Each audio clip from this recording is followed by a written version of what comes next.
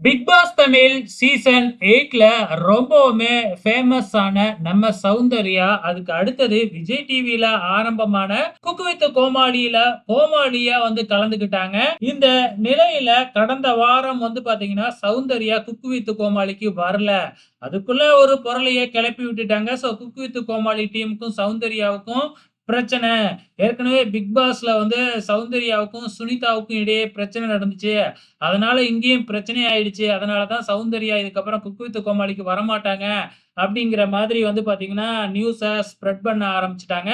ஆனா உண்மை என்ன அப்படின்னு பார்த்தீங்கன்னா, சௌந்தர்யா இப்ப அமெரிக்காவுல இருக்கிறாங்க.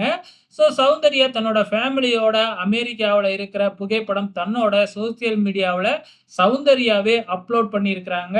அவங்க எப்ப ரிட்டர்ன் ஆகுறாங்களோ, வந்த உடனே மறுபடியும் குக் வித் கோமாளிக்கு வர்றதுக்கு அதிகப்படியான வாய்ப்புகள் இருக்கு.